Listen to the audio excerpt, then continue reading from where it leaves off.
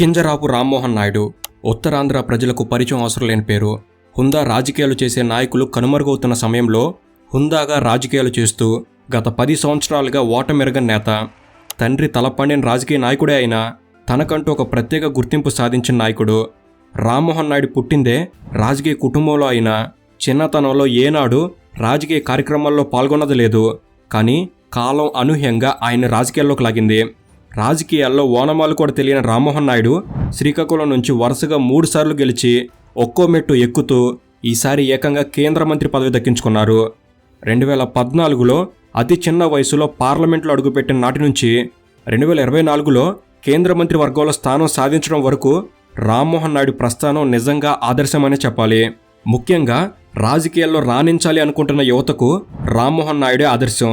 పార్లమెంట్లో రామ్మోహన్ నాయుడు మాట్లాడే తీరు, సమస్యలు లేవనెత్తే విధానం ఇవన్నీ ఎన్నోసార్లు రామ్మోహన్ నాయుడు పట్ల గౌరవాన్ని పెంచేలా చేశాయి.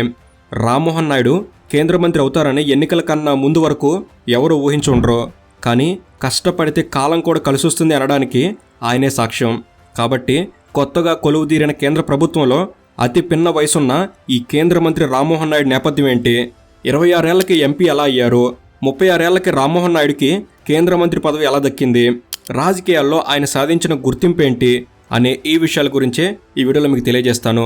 వీడియో అనేది చాలా బాగుంటుంది. సో ఎండ్ వరకు మిస్ కాకండి. అండ్ మీకు ఒక ప్రశ్న, తెలుగు రాష్ట్రాల్లో మీకు నచ్చిన ఎమ్మెల్యే, ఎంపీ ఎవరు? తప్పకుండా వారి పేర్లను కామెంట్ చేయండి.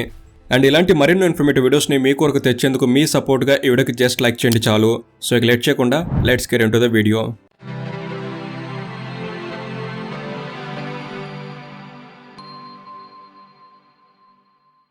కింజరాపు రామ్మోహన్ నాయుడు గారి గురించి చెప్పాలంటే ముందుగా ఆయన తండ్రి ఎర్రం నాయుడు గారి గురించి తెలియాలి మనకి. వీరు తెలుగు రాజకీయాల్లో తనదైన ముద్ర వేసిన నాయకుడు. ఆనాడు ఉత్తరాంధ్ర ప్రాంతం నుంచి వచ్చిన బలమైన నాయకుల్లో ఎర్రం నాయుడు గారు ఒకరు. బహుశా ఈ తరం యువతకు ఎర్రం నాయుడు గారి గురించి తెలియకపోవచ్చు, కానీ మొదటి నుంచి రాజకీయ అవగాహన ఉన్న ఎవరికైనా ఎర్రం నాయుడు గారి గురించి ఖచ్చితంగా తెలిసి ఉంటుంది. ఎన్టీఆర్ గారు 1982లో పార్టీ పెట్టినప్పటి నుంచి రాజకీయాల్లో ఉంటూ 1983లో 25 సంవత్సరాల వయసుకే ఎమ్మెల్యే అయిన అత్యంత పిన్న వయస్కుడు ఎర్రం నాయుడు గారు. శ్రీకాకుళం జిల్లా నిమ్మాడు నుంచి మొదలైన ఆయన రాజకీయ ప్రస్థానంలో శ్రీకాకుళం జిల్లాలోని హరిశ్చంద్రపురం నియోజకవర్గంలో 3 సార్లు ఎమ్మెల్యేగా గెలవడంతో పాటు శ్రీకాకుళం లోక్సభ స్థానం నుంచి కూడా 4 సార్లు వరుసగా ఎంపీగా గెలిచారు. రాష్ట్ర మంత్రిగా మరియు కేంద్ర మంత్రిగా సేవలందించిన ఎర్రం నాయుడు గారు తెలుగుదేశం పార్టీలో చంద్రబాబు నాయుడు గారికి కుడి భుజంలో వ్యవహరించారు. ఎర్రం నాయుడుతో పాటు ఆయన తమ్ముడు అచ్చెం నాయుడు గారు కూడా 1996 నుంచి రాజకీయాల్లో ఉన్నారు. అలా ఒక దశలో ఎర్రం నాయుడు గారు ఢిల్లీ స్థాయిలో, అచ్చెం నాయుడు గారు రాష్ట్ర స్థాయిలో చక్రం తిప్పారు. ఉత్తరాంధ్ర నుంచి బలమైన నేతలుగా వీరిద్దరు ఎదిగారు. అలా ఉత్తరాంధ్ర ప్రాంతం నుంచి రాష్ట్ర కేంద్ర రాజకీయాల్లో చురుగ్గా వ్యవహరించిన ఎర్రం నాయుడు గారి కుమారుడే రామ్మోహన్ నాయుడు గారు. ఎర్రం నాయుడు గారు ఎమ్మెల్యేగా ఉన్నప్పుడే 1997 డిసెంబర్ 18న శ్రీకాకుళం జిల్లా నిమ్మాడలో రామ్మోహన్ నాయుడు గారు జన్మించారు. ఆయనకు ఒక అక్క కూడా ఉన్నారు. ఆమె పేరు ఆదిరెడ్డి భవానీ. రామ్మోహన్ నాయుడు గారు చిన్నతనంలో 3వ తరగతి వరకు శ్రీకాకుళంలో చదువుకున్నారు. కానీ 1994లో ఎర్రం నాయుడు గారికి అప్పటి ప్రభుత్వం చీఫ్ విప్గా బాధ్యతలు అప్పగించింది. దాంతో ఎర్రం నాయుడు గారి కుటుంబం హైదరాబాద్కి రావాల్సి వచ్చింది. దాంతో హైదరాబాద్ భారతీయ విద్యాభవన్ స్కూల్లో 2 సంవత్సరాలు చదువుకున్నారు. కానీ 1996లో ఎర్రం నాయుడు గారు తొలిసారి శ్రీకాకుళం నుంచి ఎంపీగా పోటీ చేసి గెలుపొందడం, నేషనల్ ఫ్రంట్లో టీడీపీ కీలకంగా వ్యవహరించే అవకాశం రావడంతో కేంద్ర క్యాబినెట్లో ఎర్రం నాయుడు గారికి మంత్రి పదవి దక్కింది. దాంతో ఆయన ఢిల్లీలో ఎక్కువగా ఉండాల్సి వచ్చేది. ఇక 1996లో ఎర్రం నాయుడు గారు కుటుంబం మొత్తాన్ని ఢిల్లీకి తీసుకెళ్లారు. దాంతో రామ్మోహన్ నాయుడు గారు ఢిల్లీ పబ్లిక్ స్కూల్లో చేరి 10వ తరగతి వరకు చదివారు. ఇంటర్ కూడా ఢిల్లీలోనే పూర్తి చేసిన రామ్మోహన్ నాయుడు గారిని 2004లో ఇంజనీరింగ్ చేసేందుకు అమెరికా పంపారు. ఇండియానాలోని పర్డ్యూ యూనివర్సిటీ నుండి 2008లో ఎలక్ట్రిక్ ఇంజనీరింగ్ పూర్తి చేసిన ఆయన న్యూయార్క్లోని లాంగ్ ఐలాండ్ యూనివర్సిటీ నుంచి ఎంబీఏ కూడా చేశారు. ఇక 2010లో ఎంబీఏ పూర్తయిన తర్వాత సింగపూర్ వెళ్ళి సంవత్సరం పాటు ఉద్యోగం చేశారు. తర్వాత మరలా ఇండియాకు వచ్చేశారు. అయితే ఎర్రం నాయుడు గారు 2012 నవంబర్ 2న శ్రీకాకుళం జిల్లాలో ఒక వివాహానికి వెళ్ళి వస్తుండగా రోడ్డు ప్రమాదం జరిగి ఆయన మృతి చెందారు. ఎర్రం నాయుడు గారి ఆకస్మిక మరణం రామ్మోహన్ నాయుడు గారి జీవితంలో చాలా పెద్ద మలుపనే చెప్పాలి. ఎర్రం నాయుడు గారు ఉండగా రామ్మోహన్ నాయుడు గారిని పూర్తిగా రాజకీయాలకు దూరంగా ఉంచారు. ఇక ఎర్రం నాయుడు గారు మరణించినప్పుడు రామ్మోహన్ నాయుడు గారు ఢిల్లీలో ఉన్నారు. ప్రమాదం జరిగిన విషయం గురించి రామ్మోహన్ నాయుడు గారికి ఫోన్ రావడంతో ఢిల్లీ నుంచి మరుసటి రోజు తెల్లవారుజామున ఫ్లైట్లో హైదరాబాద్ వచ్చారు. అయితే ఎర్రం నాయుడు గారి మరణవార్త తెలిసినప్పుడు చంద్రబాబు గారు మహబూబ్ నగర్ జిల్లాలో పాదయాత్ర చేస్తున్నారు.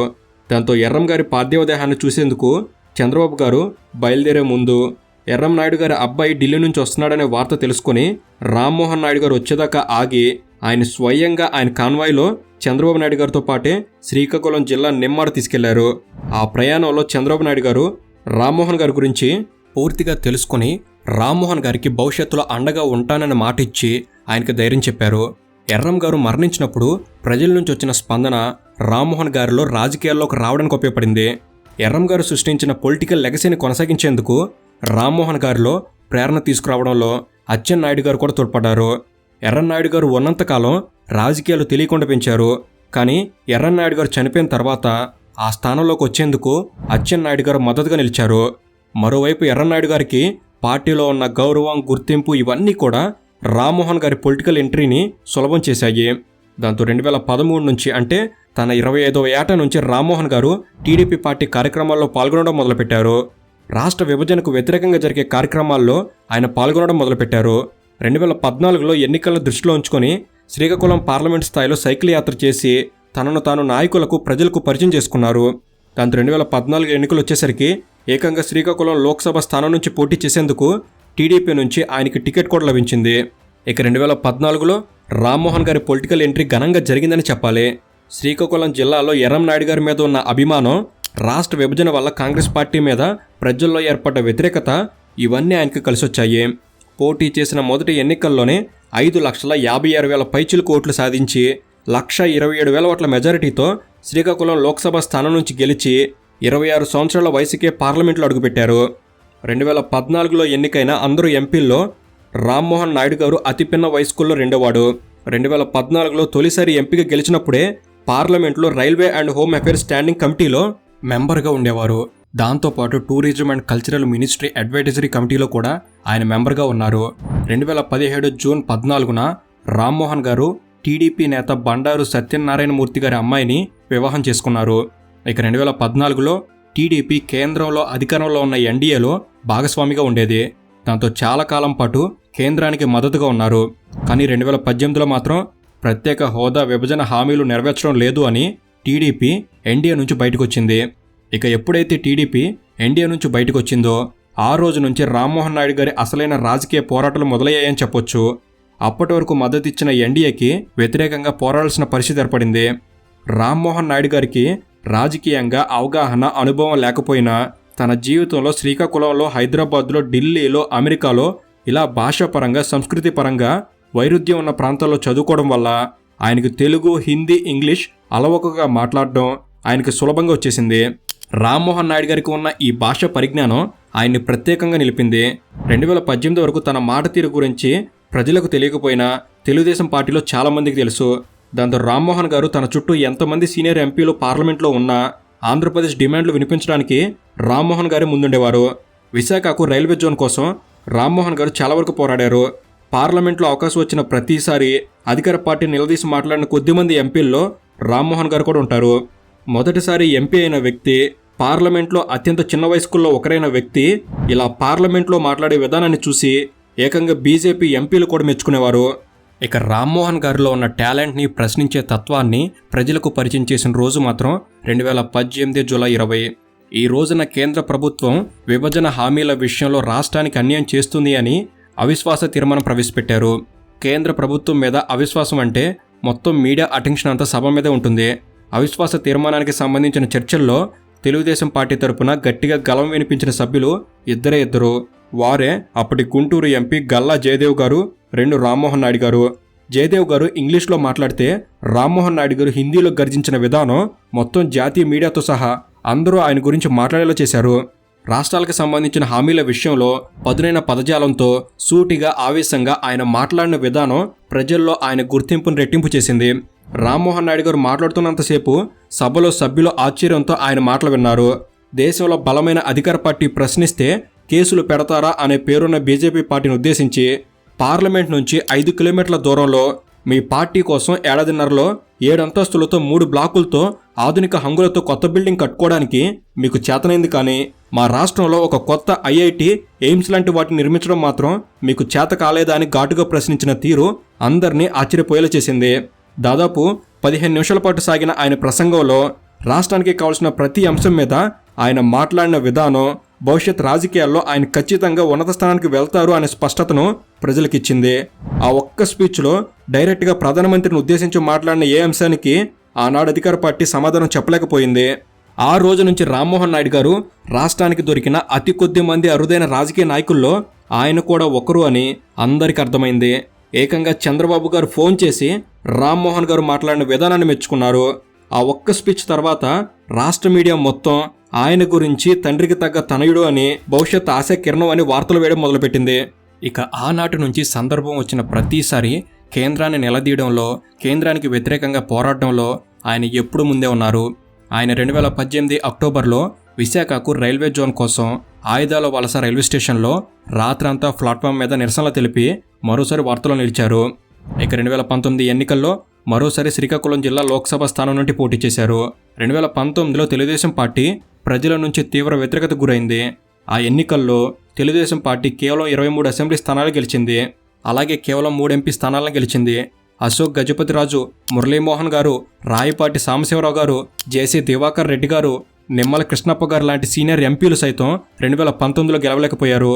కానీ అంత బలమైన వ్యతిరేకతను అధిగమించి రామ్మోహన్ నాయుడు గారు మాత్రం 2019లో గెలిచి రెండోసారి పార్లమెంట్లో అడుగుపెట్టారు. అయితే రామ్మోహన్ గారి రాజకీయ జీవితం మొత్తం విచిత్రంగా ఉంటుంది. 2014లో ఎంపీ అయినప్పటి నుంచి 2018 వరకు అధికార పార్టీకి మద్దతుగా ఉన్నారు. 2018 నుంచి 2019 వరకు కేంద్రంలో అధికార పార్టీ మీద తిరుగుబాటు చేశారు. ఈ 5 సంవత్సరాలు రాష్ట్రంలో తెలుగుదేశం పార్టీ అధికారంలో ఉండటం కూడా కాస్త కలిసి వచ్చింది.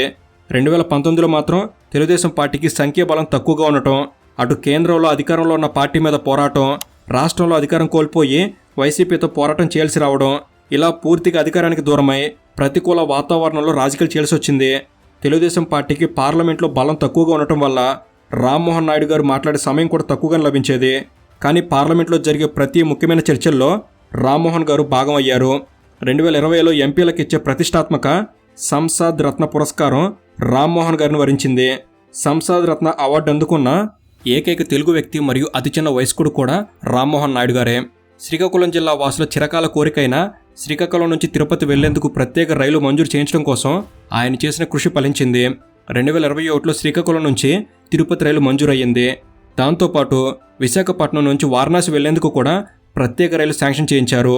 వీటితో పాటు ఉత్తరాంధ్ర నేతలకు గుర్తింపుగా పొందూరు ఖాదీకి జియో ట్యాగింగ్ లభించడంలో రామ్మోహన్ నాయుడు గారి కృషి చాలా ఉంది. కేంద్ర ఆర్థిక మంత్రి నిర్మలా సీతారామన్ గారు ఈ విషయాన్ని పొందూరు వచ్చి స్వయంగా రామ్మోహన్ నాయుడు గారు చేసిన కృషికి గుర్తింపిచ్చారు. శ్రీకాకుళం జిల్లా విద్యార్థులు ఏదైనా కేంద్ర ప్రభుత్వ పరీక్ష రాయాలి అంటే విశాఖపట్నం లేదా భువనేశ్వర్ వెళ్లాల్సి ఉండేది. కానీ రామ్మోహన్ నాయుడు గారు కేంద్రంతో మాట్లాడి శ్రీకాకుళానికి పరీక్షా కేంద్రాలు తీసుకొచ్చారు. దాంతో జిల్లాలోని విద్యార్థులు ఇతర ప్రాంతాలకు వెళ్లనవసరం లేకుండా పరీక్షలు రాసే వెసులుబాటు ఏర్పడింది. రామ్మోహన్ నాయుడు గారికి శ్రీకాకుళం జిల్లా ప్రజల్లో చాలా మంచి పేరు, గుర్తింపు పెరుగుతూనే ఉన్నాయి. పార్లమెంట్లో సంఖ్యాబలం పరంగా తెలుగుదేశం తరపున 3 ఉన్నా కూడా ఆ 3లో రామ్మోహన్ నాయుడు గారు లాంటి వ్యక్తి ఉండడంతో సాధ్యమైనంత వరకు పార్లమెంట్లో గళం వినిపించడంలో తెలుగుదేశం పార్టీకి ఉపయోగపడ్డాడు. ఇక 2022 ఆగస్టు 10న రామ్మోహన్ నాయుడు గారు మాట్లాడుతున్న సమయంలో వైసీపీ ఎంపీ గోరంట్ల మాధవ్ మధ్యలో కలగజేసుకొని వేలు చూపిస్తూ అందరూ చూస్తుండగా రామ్మోహన్ నాయుడు గారిని బెదిరించారు. చుట్టూ ఉన్న ఎంపీలు ఒక్కసారిగా హెచ్చరించడంతో గోరంట్ల మాధవ్ పరువు పోయింది. రామ్మోహన్ నాయుడు గారికి మాత్రం మద్దతు లభించింది.